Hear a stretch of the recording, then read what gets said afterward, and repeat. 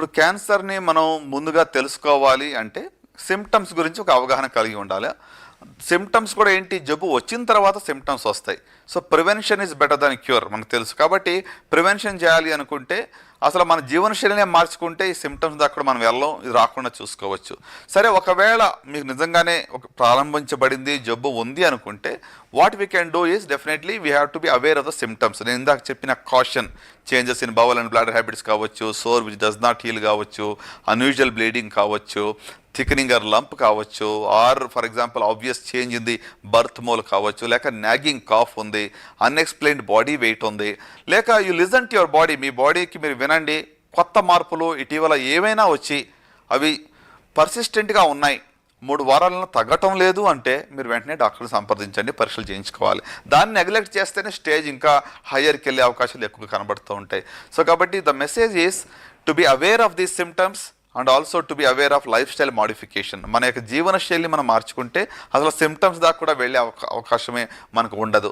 So ఒకవేళ ఇంకొక prevention లేక ఇంకా అర్లీగా డయాగ్నోస్ చేయాలంటే ఇందాక నేను చెప్పిన రీతిగా స్క్రీనింగ్ ఫర్ క్యాన్సర్ ముందస్తులో కనుగోవడానికి మనం స్క్రీనింగ్ చేయవచ్చు.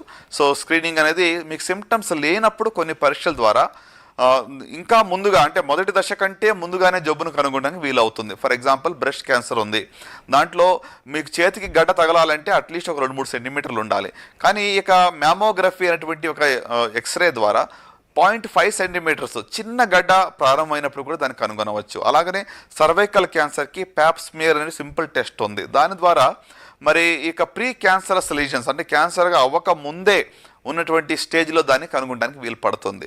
సో ఇట్లా for example oral cancers simple examination by A doctor is enough అనమాట. ఒకవేళ ప్రీ క్యాన్సర్స్ లీజన్స్ ఉన్నాయా, ఆల్రెడీ ఏమైనా లక్షణాలు ప్రారంభించబడ్డాయా అనేది కూడా మనం చూసినట్టయితే కనుగొనడానికి వీలవుతుంది. సో ఇట్లా కొన్ని ట్యూమర్ మార్కర్స్ కావచ్చు, ఫర్ ఎగ్జాంపుల్ కొలోనోస్కోపీ కానీ, ఎండోస్కోపీ కానీ, prostate specific antigen for prostate cancer కావచ్చు.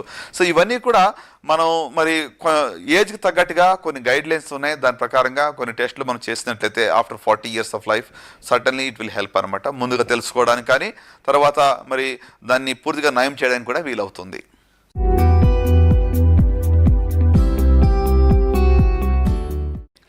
గ్రామీణ ప్రాంతాల్లో మరి క్యాన్సర్పై అవగాహన చాలా తక్కువగా ఉంది. ప్రత్యేకంగా మరి అక్కడ కూడా ఇక పొగాకు సేవన చాలా ఎక్కువ కనబడుతూ ఉంటుంది. కనుక వాళ్ళలో మరి ఇక అక్కడ ఇక్కడ వాళ్ళు ఆర్ఎంపీలుగా దగ్గరికి వెళ్ళడం కానీ అక్కడ వెళ్ళడం వల్ల అనేక సార్లు సిమ్టమాటిక్ ట్రీట్మెంట్ తీసుకుంటూ ఉంటారు, పూర్తి డయాగ్నోసిస్ జరగదు. For example bleeding for rectum ఉంది అంటే ఇప్పుడు మోషన్కి వెళ్ళేటప్పుడు రక్తం వస్తుంది, పైల్స్ అనుకుని చెప్పి రాంగ్ ట్రీట్మెంట్ ఇస్తారు.